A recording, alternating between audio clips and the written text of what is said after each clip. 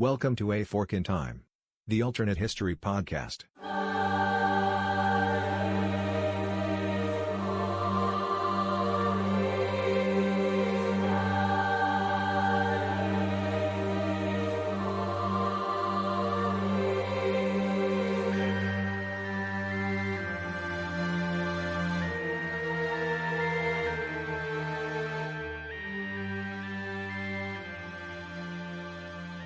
Welcome back to A Fork in Time, and this time, that's how I start most episodes, we really are welcoming you back.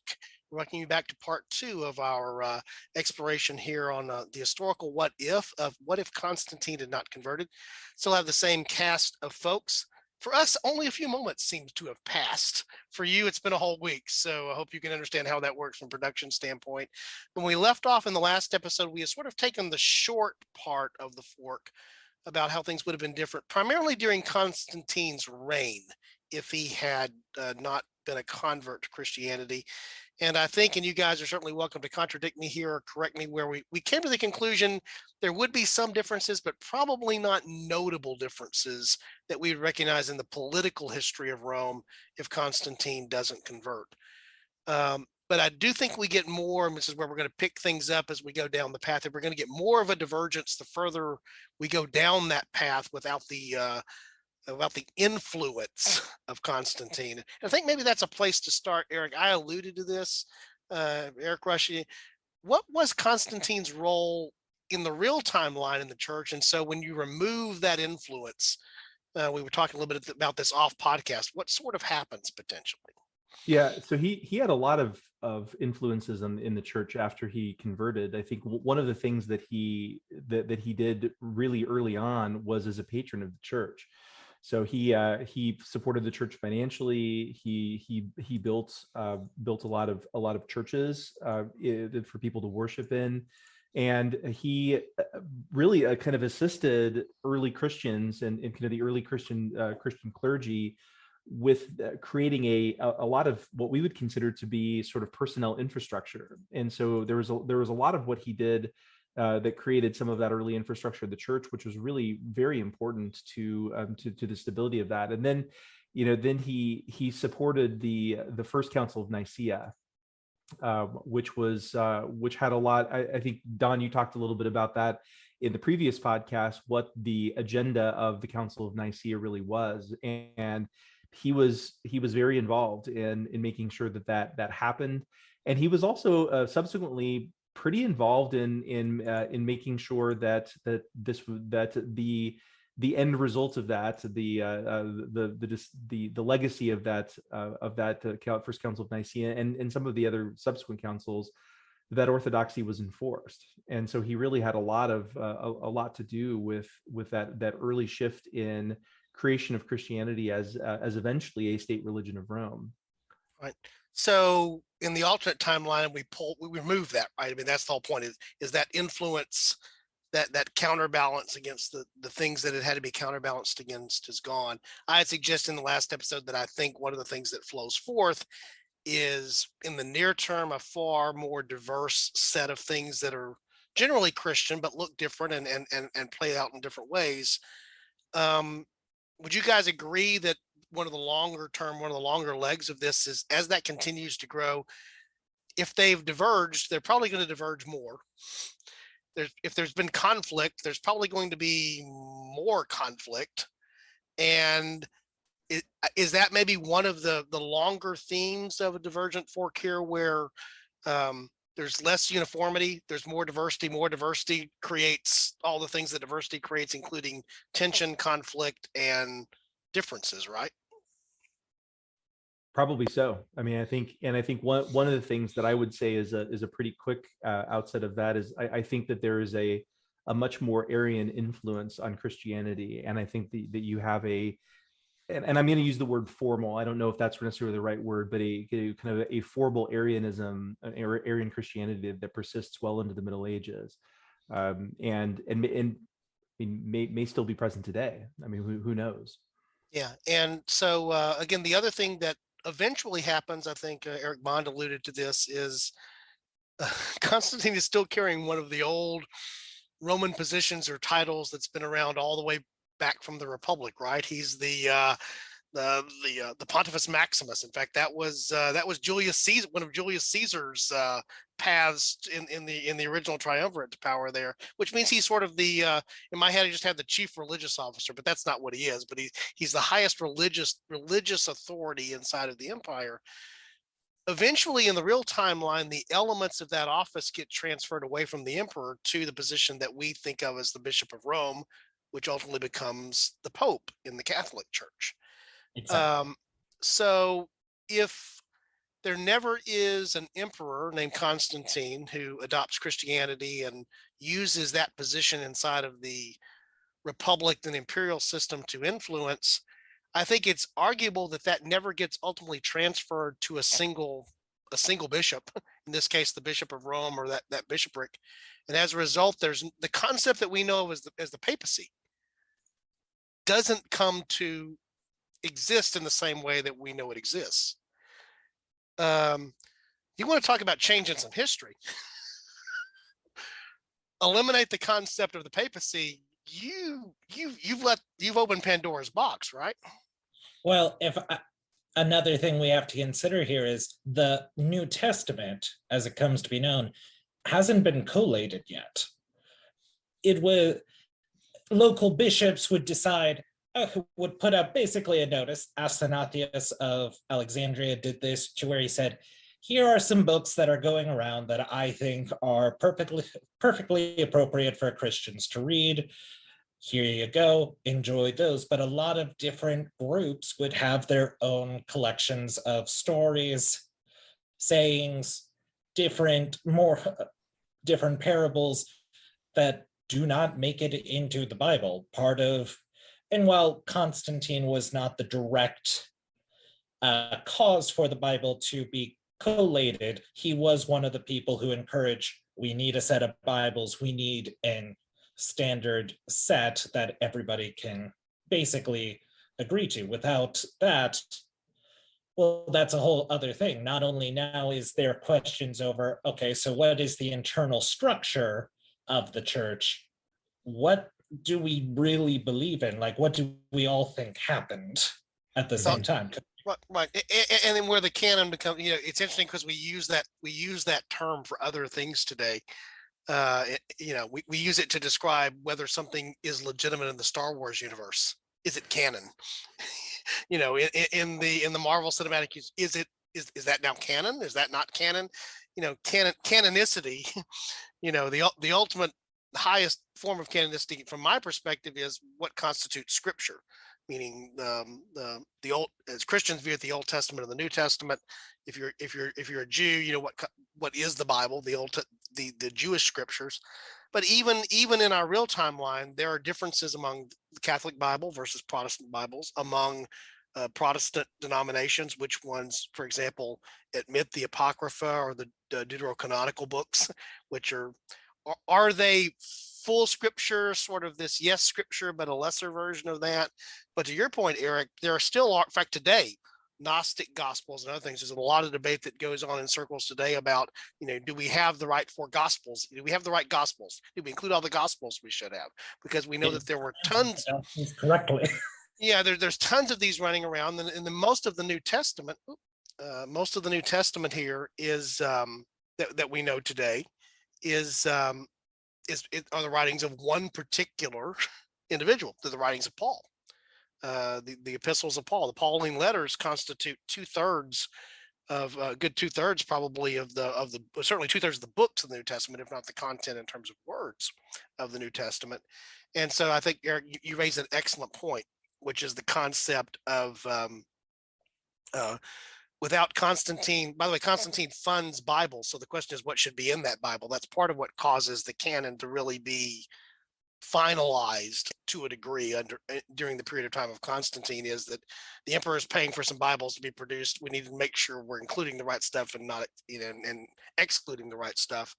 Is that without that influence in place, different, what I will just call sects of what grows to be Christianity, I think have adhere to, or maybe focus on different gospels, different writings, and we see that in other religions as well. What comes to be recognized as being scriptural is the way that it's referred to in Jewish and Christian tradition, but what becomes official, authorized, okay, is part of what's being decided here. Chris? I want to put a very fine point on something you were just talking about. 2/3 of what is today considered the New Testament is by basically Paul. Why is Paul important? Where did Paul go? Rome. Ultimately, he goes to Rome, and he also journeys on his missionary journeys through the territories that were important to Rome when it came to philosophy. It's visiting, it's Asia Minor. It's visiting Greece. Paul goes to Athens. Paul goes to Corinth. Paul goes to all of these Greek cities that are under Roman control. But you're right. Ultimately, he's brought up under charges, and ultimately he's transported to Rome. He's a Roman citizen. That's another interesting thing of even what's in there. But that is, there's a heavy Roman influence in the New Testament for obvious reasons. Eric Bond hit upon that other that is ultimately the authority by which, in conjunction with the Jewish Sanhedrin, by which the crucifixion takes place. It's under Roman authority that this happens. Which makes it interesting, a couple of hundred years later when suddenly, this is how things flip over. But you're right. There definitely is that. Well, Paul wrote a book. He wrote a letter to the Romans, among others, in that. But there were tons of other epistles. There were tons of other gospels. There were tons of other writings that were contesting during this period of time as well. And the ones that were selected for inclusion in the New Testament were the ones by a Roman, or largely a Roman. So maybe a lot of those other parts are more important if Christianity isn't fast-tracked in the West, and it stays more of an Eastern religion. I think that's an interesting point, Chris. And let me just say, this is my own perspective here. I do take the position that there was a widely recognized canon. There were things on the fringes about whether a book here should be in and out. But I do think that generally there was not what is sometimes, this is my take. I know that others have a different take than this. But generally speaking, most of the canon was sort of agreed by assent. There was commonality in terms of agreement, but it hadn't been formalized quite the same way. There were different bishops had written out their lists, and they exchanged them with others, and they did sermons on them. And there were, I think that's in, I think that's out. I don't know about that one. The fringe, but I think it was being maybe the fringe books, including books that are in the New Testament today, fill in that category for some. But there's no doubt that there would have been much more room for other things to be included in other divergent versions of Christianity that are, again, not under the state-sponsored, state-funded, state-protected version of Christianity, which is what comes to be. And then it ultimately does definitely more. The Catholic Church traces its lineage back through the Bishop of Rome, and the power that's contained within the Bishop of Rome is because it's Rome. It's Rome, baby. That's where it's at. And that's definitely part of what Constantine is about, as he's the Roman emperor, even though he's going to move the capital to a city that he builds and names after himself a pretty good ways away.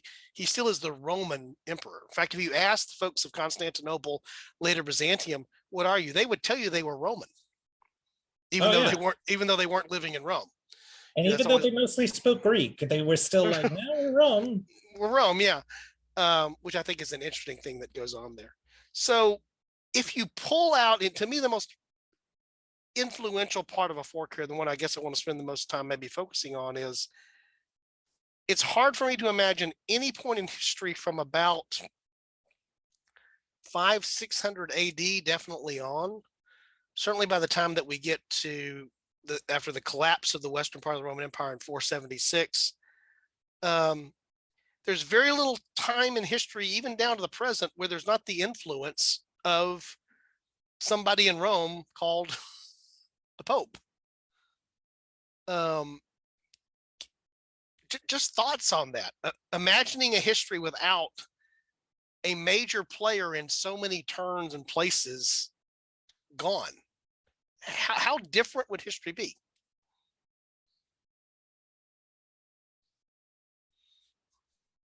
So That's, if I could go that's ahead, silence for those at home. that's also the smell of bacon of Yeah. us trying to figure this out. First thing comes to my mind, you did kind of get to the really interesting point is after 476, what is Western Europe? And even in the limited temporal power of the Bishop of Rome as the head of state of the Vatican, you glanced over it. Not 300-400 years after the fall of Rome, you have another monotheistic religion start coming out of the Middle East. And largely the Pope, through the Crusades, through a lot of the other things that go on, in one way or another tries to unify what amount to almost roving gangs that run Western Europe at this point. And the Pope, the Catholic Church, is the only thing that even has a veneer of unity amongst them. And the Pope uses that against Islam. If you do not have that, is Islam the monotheistic religion of Europe today? Because they come in on the upswing like that, and there is nothing to unify Western Europe. I think in my mind, Chris, you've hit upon the major thing about the fork that I think about, which is the idea that there was this idea of Christendom, right? A unified, Eric Rush mentioned it earlier. Eric had to leave the episode just because of a time constraint. So if you don't hear Eric's voice, he didn't get mad and rush out. He told us that he might have to step off, and we'll miss him for this part, but no doubt about that. But one of the things that he's probably out flipping over cars right now. The Chiefs just won, for those of you that know what that's about. But the whole concept that there's a Christendom, again, he referenced the fact that it's the Catholic Church. Catholic means universal. And so even though there are differences inside of it, those differences will continue to arise. Ultimately, they'll lead to the Reformation. They'll lead to different denominations inside of all kinds of places. To your point, it is the one unifying thing after the political entity of Rome falls. It's the one unifying thing that you can get Huns and the folks, the Frankish, the Gaul, parts of Britain that have been Christianized. Even Scandinavia becomes heavily Christianized not far after this. It's the one thing that you can get everybody to unify around. And you might be able to get folks to unify around a concept. Again, I'm going to argue it's a more diverse concept, which I've made this argument multiple times. Maybe there's enough commonality there that you can get some unification around that, but you're missing a figure to unify around unless a new one emerges. So the other thing that comes to my mind is, well, maybe it's not the papacy as we know it that comes to be, but there's a new Constantine on the block at some point who essentially seeks to unify these now more diverse Christian elements into a single unified thing, theologically or politically. But it happens much later, and maybe it happens so late that it's too late to counter against the rapid expansion of Islam when Islam happens. Because when Islam expands, Islam blows up is the only way I know to describe it. By the way, let me just go ahead and throw this one other thing out there. Of the three monotheistic religions, at this point, Christianity is the only one that has an authority that says this is what it means. These are the traditions of our religion. Islam does not. So if Christianity is dispersed because it does not have a centralized figure, Islam probably comes up through Iberia, but it itself split into two different traditions. It might well have split into more traditions, more land, more problems, more different. And the other thing to think about is Islam generally recognized people of the book. Right. That means they could incorporate some of these Christian sects. And there's, and some of our listeners who are of that religious persuasion may disagree or differ with this. But my understanding, I will leave it at that, of the rise of Islam is that for a good period of time, the early elements of Islam lived in relative peace with Jews and Christians that were in the areas with them. And you can certainly see the influence. There are figures that exist in the writings and that are held to be, traditional in both.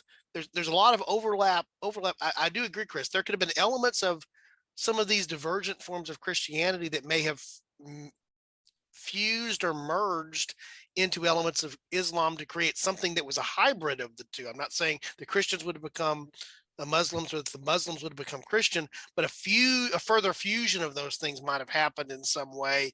Back to what Eric Bond was suggesting there, you bring in something like, Manichaeism in addition to that, where there's even more of this idea of, okay, we can incorporate this. There's some of this Eastern thought, Buddhist thought, and other things that can be brought into play.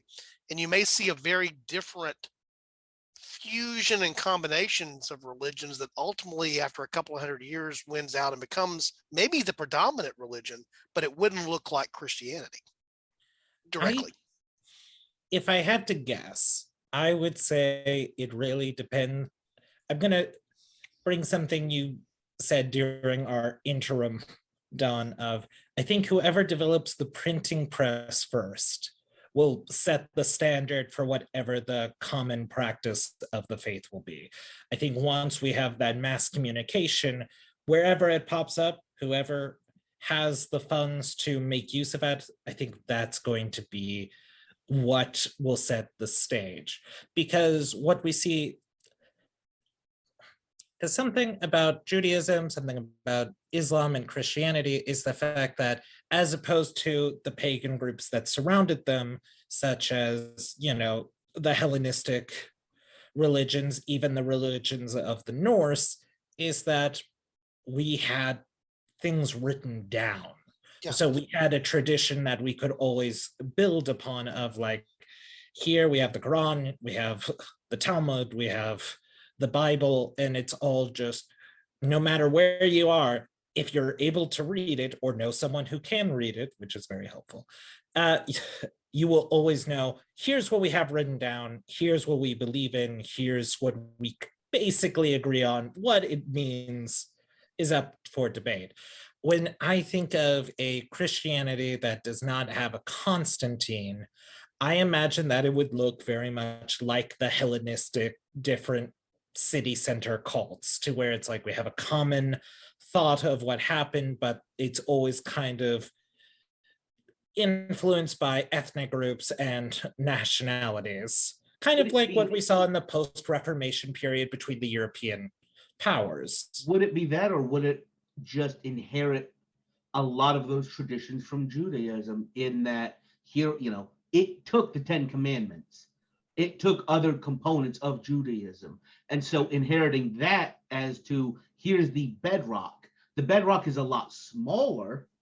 It isn't as much of the faith, but it still has those elements that those other religions you're talking about don't. I would argue, Chris, that it does and it doesn't. Let me tell you what I mean by that. I think Eric makes an excellent point about, and you reference it as well, Chris, people of the book. There's a book or books, there's the actual writing it down. It's not just contained in tradition, legend, oral transmission. I mean, I remember in college being exposed to, what was the Bible of the Greek pantheon? Well, to some degree, the Iliad serves as that, right? You often hear discussion of the Iliad sort of being, that type of document. But again, that was an epic poem that was retold and altered and changed. We have Homer's version, maybe, of the Iliad.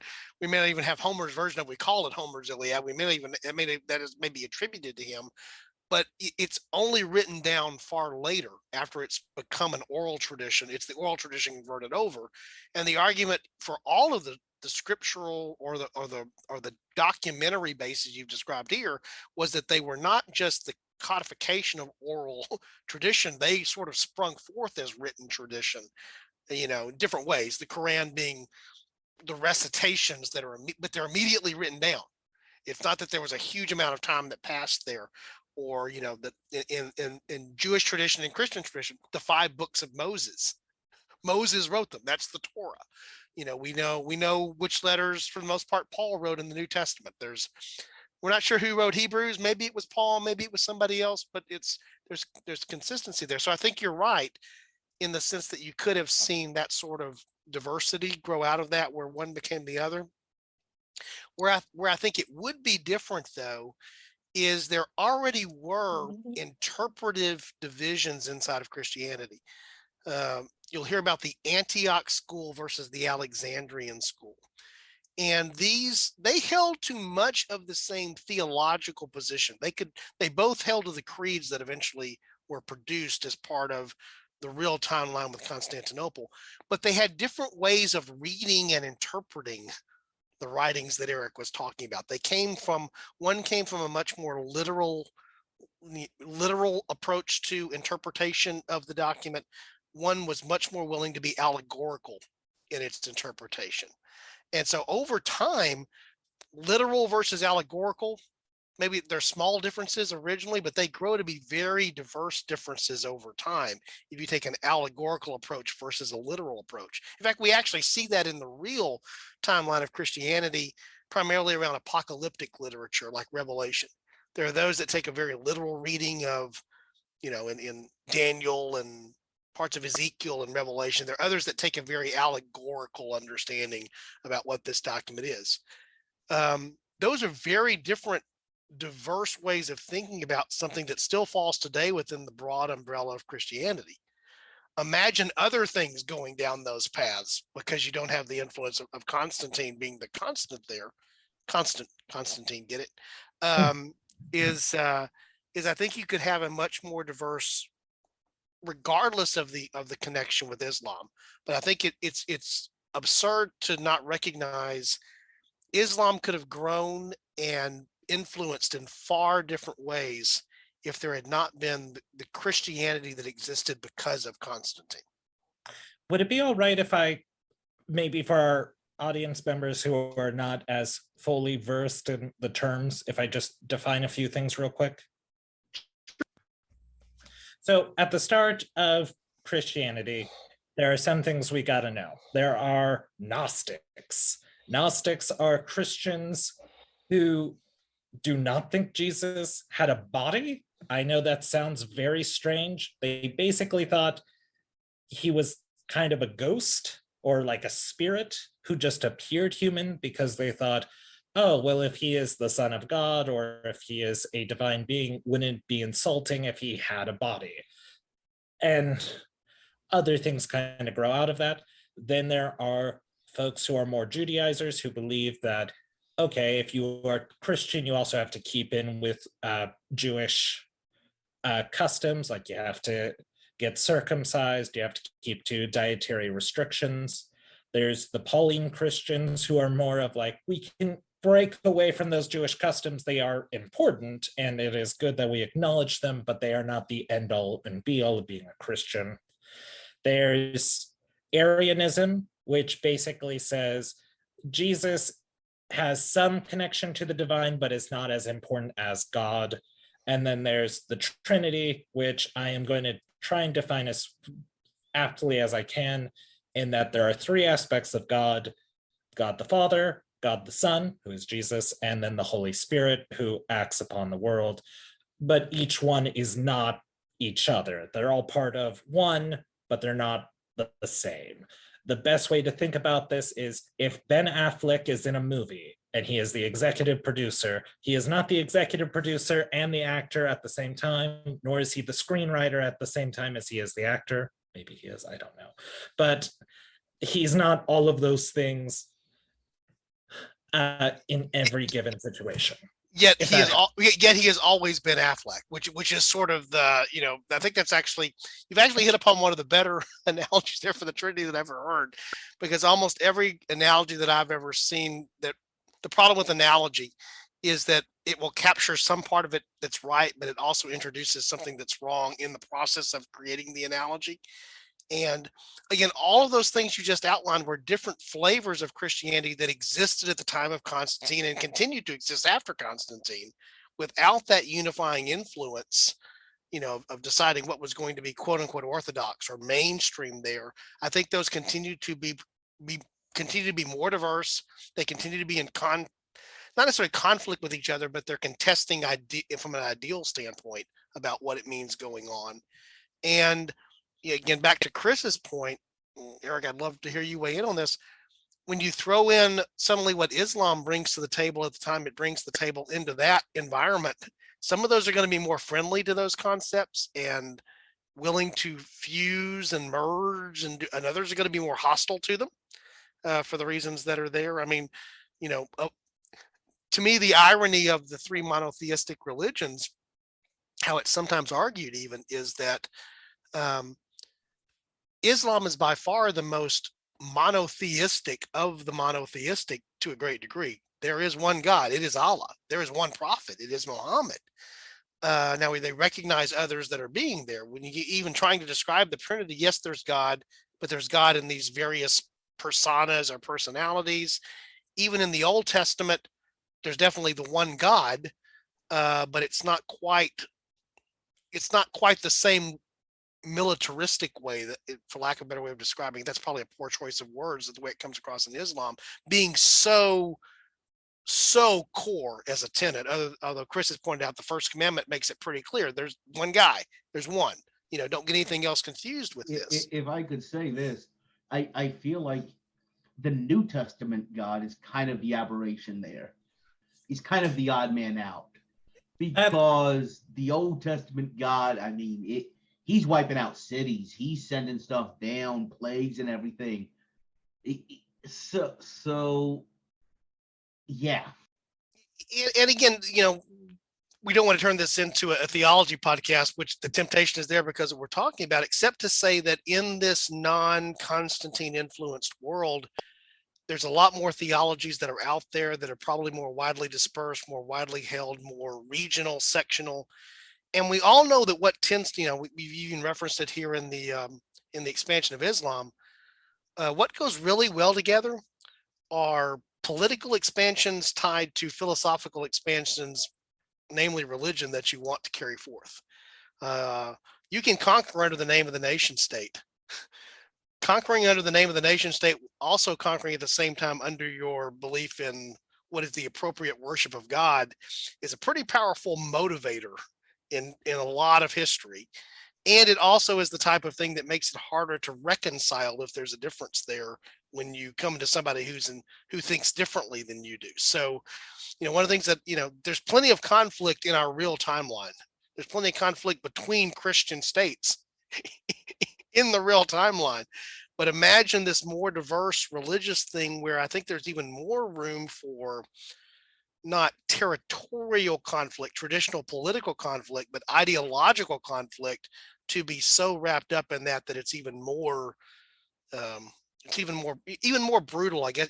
For example, there's wars among Christian powers in Europe forever, but because they do share the concept of a commonality of pretty much the same type, roughly speaking, of Christianity, there are certain atrocities that are recognized as atrocities just because that we don't hold that. I mean, I think of the World War I Christmas scenario of, okay, for this one day we can come out of the trenches and play soccer in no man's land. Why? Because we're all Christians, and this is Christmas Day.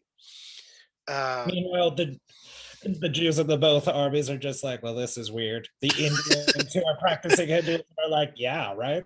Yeah, exactly. To be fair, I do feel like, listen, they don't have a problem taking Christmas off as a holiday nowadays. I don't feel like anybody is really out there saying, you know what, no, we don't believe in Jesus, so we should still be killing each other today. I mean, Hitler, but, Yeah. Yeah, and again, just you're jumping forward to points in history that we would spend a lot of time talking about. If Alexis were here, she'd probably be referencing them as, European history in the form of Henry VIII. What happens there, the English Reformation is pretty much a political thing. Well, what's it about? Who has the right to grant a divorce? Well, if there's no pope to worry about there, you don't have to make yourself the head of the church in England because of what you want there. If you don't have to worry about that, you don't have to worry about. There's a whole, there are other things that may cause the conflict come in being, but you're not worried about the religious implication of whether or not you're able to execute this marriage. It's purely a political thing, perhaps. So I'm reminded of a economic history course I took, where basically different modalities have competitive advantages against others. And I feel like the importance of a pope in Christianity being able to define what it was could have given Christianity an advantage in unifying kind of call it the Mediterranean world, because that is kind of the area we're talking about being focused around. So I'm wondering if after this, for the lack of a better phrase, schizophrenic Christianity comes along, then you would have whatever hybridizations you would have with Islam.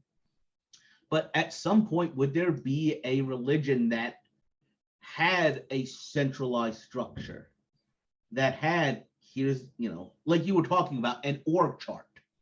Here is the Pope. Here is the person in charge. This is the next level. This is the level under that. Do you think that provides a competitive advantage to a religious movement? So maybe one of these hybridizations adopts that. I think that's possible, or just one of the divisions of Christianity that existed at the time of Constantine. Many of those had that already. There were 5 major areas. There are 5 patriarchs, for example. These are the large areas that existed there. Instead of, and one of them was the Bishop of Rome. That's one of that's one of the contentions now between the Eastern and Western churches, is over, the position of the patriarch of Constantinople relative to the patriarch or the Bishop of Rome. Are they equal? Is one more equal than the other, which is how it's been viewed from the Catholic perspective for some period of time. I think that one of these, I do believe that some form of fusion type of thing would have been much more likely to emerge. And then, to your point, is somebody smart enough to organize that fusion thing in such a way that it's the church and the state? And again, that's also the other, to me, the real thing about, I think about the influence of the papacy throughout history. It's the church. It's also the state in, the Vatican states. To this day, it's he's the Pope. He's also the head of the Holy See. I mean, there's this idea of combining those two things together has existed all the way through the role that we know of Pope going back for over a millennia. And we see it in other places, in other cultures, where those two things get merged together. So why would we imagine that it would be any different in the Mediterranean or in parts of Europe or any other place? I can't imagine any reason why we should think it would be different.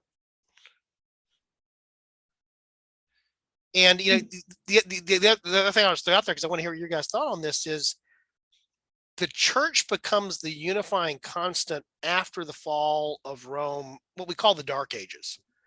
And the Dark Ages is in many ways just the loss of things that were known before. Some knowledge got misplaced. It took a couple of centuries to really get it back. One of the arguments for how a lot of that knowledge came back, ironically, were through the Crusades, because a lot of this knowledge was not lost in the areas where Islam held influence, in Arabia, moving over further east into the Indian subcontinent.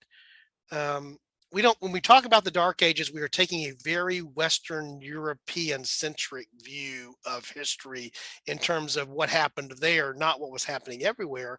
And the irony is the force of the Crusades that you mentioned earlier, Chris, are part of what actually brought knowledge back, because they went over to where the knowledge never got lost. And, so is there a chance that the fall of political Rome being substituted by religious Rome, and that's the way that I think of it. Is there a possibility that we probably still have some real brutal periods? We may call them the Dark Ages for other reasons. They're still brutal, but that it's not the same type of thing because there would have been the catalyst of several different areas of influence, religions of influence, that could have caused that to not. Everything was under Christendom, so to speak, and Christendom went through the Dark Ages. What if everything's not under that unified head that we think of from the real timeline as Christendom, if that makes any sense? It does. My first reaction is, even throughout the Dark Ages, anybody who has what is literacy? Literacy is exclusively in Latin, period. The Catholic Church is what keeps that literacy going. What keeps a lingua franca for Western Europe, so that when you do, quote unquote, rediscover these learnings, you can translate them once and all of Europe can understand it, rather than today, or if you do not have that unifying influence, basically everybody starts speaking the vernacular, and the redistribution of that learning, so much of the Renaissance, so much of everything else happening in Europe ever after, is so much more fragmented because you do not have anything close to a common language for people. I mean, to even go to the extent of, right now we have the Romance languages of Italian, Romanian, French, and Spanish. They probably are. And by the way, interesting thing, if you look at Europe, where's the dividing line between those Romance languages and others? Germany. That was one of those Nordic areas that was not kind of included in it. So I think it's a really different, more fragmented, and harder to kind of spark these changes that we see after the Dark Ages. Yay, Deutschland. Yeah. Eric, do you have any thoughts on, I guess I'm the one that's been the big proponent of pushing this idea of, to me, it's fragmentation. Do things remain more fragmented, or does that fragmentation earlier on enable something else to unify, so that there's fragmentation? It's different fragmentation than we know, if that makes any sense. I think what we would see happen is that essentially each bishop becomes they're the bishop of their own area. I think we would start to see that as political power in Rome would start to diminish. I do think we would eventually have a Roman emperor who would convert to Christianity or one of the offshoots. But I think as things continue, we would start to see that each bishop, if I'm going to go fantastical, each bishop essentially deems whatever Bible they want to have in their area. I believe the common language that Chris was bringing up would probably be Greek. Rome was starting to even use more Greek in common day. We see that with the Byzantines, especially, that the business language that they use is Greek. I think that would probably be, for what extent they have over the Roman world, would be the common language between the nations. And I think we would see that essentially, depending on the region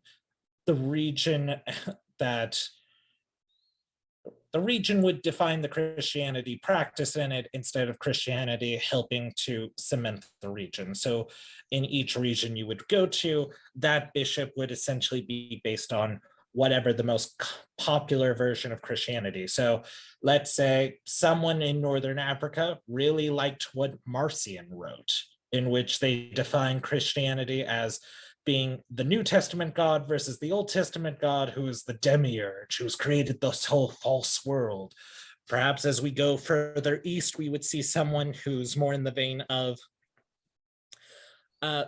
Mani and the Manichaeans, to where they're incorporating both ideas from Buddhism into Christianity to create that hybrid.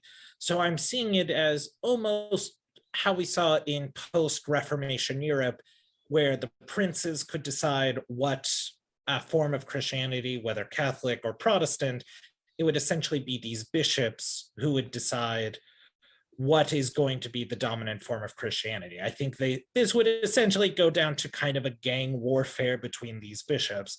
Now, eventually, maybe we would get a pope figure who essentially is the most powerful, but I do think we would have solidification into regionalism, and then that regionalism eventually coming over one figurehead or one council of figureheads, essentially, for it, if that makes sense. I think that does make sense. And what that triggered in me was the idea of something that Chris said earlier, which was this idea of the role of the Pope in unifying a Christian response, producing the Crusades, pushing back against the spread of Islam. Islam got a pretty good toehold on the Iberian Peninsula and kept it for a really long time. I mean, it's not until 1492 is a significant year for a number of reasons. One of the reasons that it's significant, it's the Reconquista. I mean, it really is finally, pushing the Moors out and pushing Islamic influence out of the Iberian Peninsula. But the thing that popped in my head there is that you sort of laid out the scenario, which I believe is true, Chris, of the centralized leader, the Pope, leading a unification of Christendom in response. I think you could have seen the other thing happen where it's almost the thing in my head, if I can explain this and get it out, and maybe if this is helpful, it's almost like a Philip of Macedon or Alexander or even Agamemnon kind of response that happens to Islam, or what might have happened is in much the same way that Philip of Macedon and then Alexander as his son, see recent episode of podcast if you want to look at that a little bit more, is that's a pushback because there's the threat of Persia and something has to be done with the Persian threat. And so part of the way you're able to do that is you actually create the league that Philip is able to get control of and then use that, which Alexander then uses to push back. Or think about, those Greek city-states couldn't get very united until they needed to go take care of Troy. So, okay, we'll appoint Agamemnon here to be the lead thing on that. So imagine a scenario where the equivalent of Constantine is not a proactive figure. The equivalent of Constantine is a reactive figure that is in response to the sudden spread and viewed threat of Islam. So the one thing that can bring what Eric just described there, which I think is true, I think those bishops or those various areas, those patriarchs would have tremendous authority, and the religion and politics of those areas would merge and fuse in such a way that they would complement each other and reinforce each other. But none of them are strong enough on their own to possibly counter the threat that the spread of the caliphate represents. They have to unify to do that, and somebody becomes the unifying figure that imposes more of a unification, maybe over time, out of that crisis. The crisis produces the unification, produces a new figure. Maybe we can identify who that would be based upon the timing of history, who rises to that position. And there's almost a new Rome that gets created there. The Holy Roman Emperor may come to be, maybe not called that. It's the unified responder to Islam guy that rises to a position which that maybe becomes an elected position, gets moved around, but is sort of the recognized leader of what has to come together to protect, if that makes any sense. I know I went a long ways there to get to what's probably a simpler thought, but that pops into my head.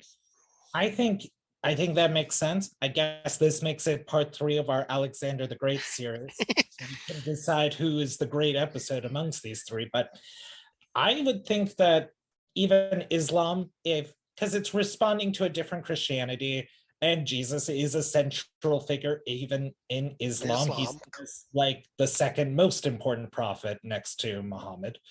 I think we would see that what would become Islam, or what would be the equivalent of Islam, would probably be seen as maybe another one of these patriarchs who's interpreting their own form of Christianity and form of Judaism as part of this. I think where we would see more of a push actually is against the Vikings, because even the Vikings were an existential threat, and the fact that they were not even people of the book, they were pagans. Because for that first time in Europe, we see a net reduction of Christianity because of this strong pagan force, which was such a cataclysmic worldview to the Catholics of like, we're used to dealing with like the Saracens, but at least they're monotheists. But now we have to deal with these guys. Who are these guys? Yeah, I think that's an interesting point to you, Ian, that I very quickly jumped on Chris's concept of the because it's what happened in the real timeline, the surge that represented the spread of Islam. But that wasn't the only surges that were happening to Europe proper. I mean, there was the Scandinavian surges. There were there were the later surges that the Mongol invasion coming over the steppes. The multiple flavors of that. I just think that there is this possibility that there is more of what we think of as being the unifying influence that comes to be, but it's not the influence that already existed, the Pope in Rome. It's somebody else that rises in response to something else. I can make a counter argument. I don't think we get there. And the reason I'm thinking about 1688 Siege of Vienna, where you have had kind of the Reformation has happened. You have had what we all kind of came to the conclusion would be a lesser split of Christianity. And yet you're looking at basically Austrian Catholic and Polish Catholic forces fighting to keep the other door closed to the Ottoman Empire. That's it. And if you look at that kind of time period of France playing footsie with the Ottomans, I'm a little more hesitant to believe that you're going to be able to unify these bishoprics without having enough of them bought off or competing against each other. I don't want to sound too Machiavellian, but the power politics are still going to be there. And I feel like there's going to be those splits that you're not going, I don't know if anybody is going to be able to put aside those splits and unify to the necessary extent. That opens the door. And again, that's part of the reason we talked about this being at least 2 episodes. We may come back and pick up part 3 at some point because we have to, is that the history that we know, what I will just call Western history, to try to give it a broad flavor here, is so influenced by 312 AD and what flows after that. This is why we struggle to try to get our hands around what it would be, because it so much was what it was. And if you remove that influence, what does it become? It has a large number of possibilities that exist, even to the extent of, I think an argument that can be made is, we're doing this in English, which derives, is not a Romance language, but steals vocabulary, steals concepts from that, also from German and from Norse and all these other things, but all distinctively quote unquote Western in their orientation. And I can imagine a general flow of history where, because this happened frequently in the real flow of history. You mentioned, there's Vienna, there's what happens to the Iberian Peninsula. There's, it actually is an episode we have queued up as a topic. What happens if the Mongols don't pull back, if they go ahead and come on into Europe? It's a very different Europe from maybe 700 AD, 1200 AD, 1700 AD. You can make multiple arguments for the history that we know just gets totally obliterated and goes in a different direction, because there isn't this unifying concept of Western Christian culture that is the one common theme. Even when we're fighting each other, wait a second, we can put down fighting each other at least long enough to take care of this before we come back to fighting each other. If that doesn't exist, that doesn't exist. That's a very different history. So I guess, one way to sort of bring this around is the fact that this podcast is being conducted in English. We've had all these wonderful forks in European history and American history to even consider, is only because Constantine thought he saw something and decided to act upon it. I mean, you can make the argument that may be the most influential turning point in history in the last 2,000 years, minus the event of Christ, which is which Christianity is all about, and certainly was the influence moving forward. Ja, das ist super, Herr Chris. I'm sorry. My German is not very good. I have a German grandmother and I try my best. But the only thought I would have, and we've tried to do this, we've tried to go back further. Part of me says the forks are bigger because the distance is more. I agree. And it's also, there's so many chain reactions to the forks from that point on. I do. Eric said this earlier. Both Eric said this earlier. I think all of us said that at some point. I think there is likely another emperor that comes along that basically pulls a Constantine. Is that 50 years later? Is that 150 years later? Is it 300 years later? I don't know, but it's hard to imagine because Christianity had already taken root in a lot of the Roman Empire to such a degree, it was not going away. So then the question becomes, what was it going to become? It became, in the real timeline, the recognized state religion of the empire because of Constantine. After a couple of blips and blurps after that, no doubt, but that's what happened there. The other argument of this is all of this is moot because it was inevitable.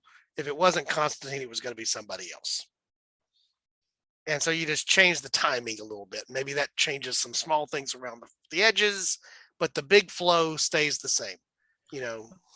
But if it was going to be my idea of the whole, like, maybe it's just essentially gang warfare between different bishops, which I am writing that idea and I call dibs on it. Maybe that would even change some future liturgy where they talk about, like, there was a time when all Christians had their bishops, but we asked for a king because that's what we wanted, to be like other nations. We wanted a king to rule us instead. The thing I'd say is, right now you're in the process of dividing the empire. You're kind of right around now, you see the split between East and West, and it's important that Constantine happens when he does, so that there is a unity between those two political entities. If it doesn't happen with Constantine, maybe the Catholic Church is much more Greek and Eastern or Western, but it doesn't have the political entities are breaking apart. I mean, Diocletian was basically the generation before Constantine. Right. If it's not Constantine, very quickly these two political entities are going to be different. I think that's fair, and because even what happens in the real timeline is they're very different and they're very diverse. It's the Latin Church and the Greek Church. It's divided around culture. It's divided around language, but it's divided around culture and language playing together. There's no doubt about that. And the interesting thing to me is that again, the relocation. It's called Constantinople. Constantine is the one, and it's not like he moved it, just down the block. He moved it a considerable different distance for the reasons that he did, mostly because of the pressure they were already starting to feel from Germanic tribes, and had, the Goths, the Visigoths, the Huns. All of this is going on. Let's get to a position that's far more defensible. The Bosporus is about the most defensible position, especially the way they end up building Constantinople. That's the reason it stays what it does forever, is because of that. But again, I know we've argued sort of both sides of this because it's easy to go back and forth because it's just so unknown. But Constantine is in that period of time when, if it doesn't happen then, I've argued, I think it may happen later, but it probably has to happen pretty soon, or else it's too late for it to happen. It has to depend on whose mother becomes a Christian. Yeah. because it's not that much further. It's not that much further in the real timeline that you have the division of the East and West, where the West falls. And again, the way that I think of this, maybe it's too simplistic. The political West falls. The religious West persists. That's the thing that carries on beyond that, because it's been unified the way that it has, and it's been made part of what's there. If that doesn't happen, the West still falls, because that die's already been cast. And so now there's nothing to connect the East in the same way back to the West, other than just the fact that we're Roman. We grew out of this, but we're not connected religiously the same way. We're connected. We claim that we're connected ethnically and through a common political history, but it's Rome. It had its day. This is fill in the name of whatever you're calling, wherever the East exists, probably still in the same place. By the way, we don't empire. have a common ethnic background. There That's have been true. so many migrations, so many tribes welcomed and incorporated into Rome that you don't even have that. Yeah. And of course, all of this is a moot point if if Hannibal wins a couple of hundred, 300-400 years earlier, 500 years earlier, and Carthage just becomes what it should have been in the first place, probably. I think we've probably exhausted it. It's the big topic, in which it's hard to get specific in the big topic. Is there anything we haven't hit on the long tail of this that somebody just feels like got to get this out, or I can't go to sleep tonight, kind of thing? I'm going to take it by silence that we've beat this. We it's bloody and on the ground, and it's called a horse. That we've done a pretty good job of it. Guys, I really enjoyed it. I knew this was going to be a challenging episode because it's one of these big episodes, but I think it's important because we all live in a world of Constantine seeing the Cairo in the sky, at least in his own mind, in 312. So much is influenced by that. That influences where we are today. So if you pull that away, I think things would be a little bit different. So I'm not even going to ask if there's one more thought because I've already asked that. So I'm going to go ahead and close us out here, guys. So Eric,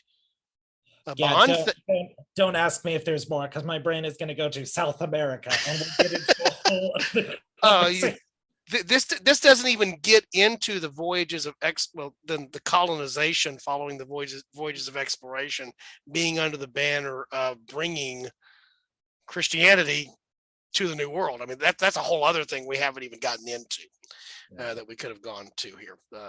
It's Columbus. Who's Columbus sailing for? If there's a guy named Columbus, right? Regardless, it is fairly safe to say that everything south of Texas is not referred to for some inexplicable reason to me as Latin America. Exactly. Because the Latin that we're picking up on there was the Latin that came through the church, and not because of anything else. So Eric Bond, thank you for joining us. Eric Rush, who's had to step off, but was an important part of the previous episode and the first part of this one. Chris, as always, enjoyed spending time with you. And we thank our listeners for joining us here on A Fork in Time as we conclude out the second episode of the two on what would have happened if Constantine hadn't converted. We don't always take the big picture here. If you're not familiar with our back catalog and what we do, sometimes we take very narrow events and focus on those. So if this hasn't been your cup of tea, take a look through back episodes and pick up what's there, or stay tuned for what's coming, because we can also get really narrow if we want to. We can be long-winded about being narrow too. We're good about both of those things, but we're there for that. So again, as always, we appreciate our listeners giving us the best gift that they can, which is time. And I'm going to throw in a little bit of a plug here. I mentioned it a couple of episodes ago. We no longer include an ad break in our podcast. That's intentional. We decided we really didn't want to do that, be focused on that. So we're looking more for our listener support when it comes to what's there. So if you've enjoyed this episode, maybe you're new to the podcast, maybe you've been listening for a long time and contemplating becoming a patron, we invite you to just think about that. We always want to keep the podcast free. It's not a requirement. It's not going to, as some podcasts are coming now. Podcasts for pay is happening out there. There are subscription models that are out there. Thank you, Apple Podcasts, for bringing that to the table. We're not going to go there. One of the things you can do is visit our Patreon page. at www.patreon.com/aforkintime. All these links can be found on our webpage, www.aforkintimepodcast.com. There you can become a sustaining patron for as little as $2 a month. There's other levels that are there. Chris has now activated his Apple Death Star in the background. For those of you that can't see that, this has been a frequent thing that I've seen in many episodes as we've talked about. For example, we talk about episodes about technology. We even go there. We don't always have to stay in the history realm. The other thing you can do is Star Wars. And Star Wars. Star Wars. Yeah. We did a Star Wars episode talking about canon again. There's what's there. But also you can do one-time gift through Podfan. All of these are found in the links for the show notes as well. Next time when we come back, I'll tease sort of the next episode. I know that one of the things we're going to be talking about, we have some football episodes coming up. Again, we can get whimsical. We have some what happens when presidents don't cover themselves properly when they go out to deliver on inaugural addresses. We have that one coming. This is one episode that, by the way, if you are listening, I will warn, my mother is not allowed to know that this episode exists, because I was that kid that went out without a coat. And if she would have known of this story, I would have been beaten with it on a regular basis. Yeah. This is how Chris can relate to one William Henry Harrison, what the episode is going to be about. And then the other thing, I'll just mention this as we close out here. You heard topics there. Most of those topics were suggested by They were suggested by our listeners. We have quite a queue that's been built for topics that we're going to hit for listeners. But if you haven't heard what you want to hear on the podcast, if you desperately want to know what Chris Coppola thinks about some interesting fork in history, you have the ability to make that happen by putting in a request for a topic at our website. So you guys influence what we do and the feedback, what's there. But again, as I like to close out, we appreciate the fact that you give us your time. That's the biggest gift that you can give us, whether you're fully focused on us while you're listening or whether you're doing something else. You chose to have us be the background for what you're doing, and we recognize that and we appreciate it.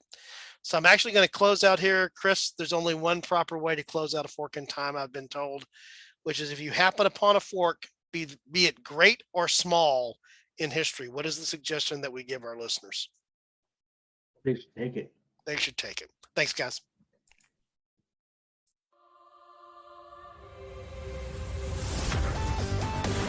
Thanks for listening to A Fork in Time, the alternate history podcast.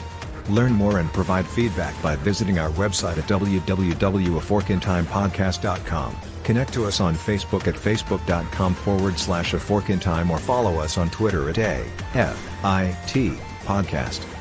If you want to support the show financially, visit our Patreon page at patreon.com/aforkintime. We hope you will join us next time.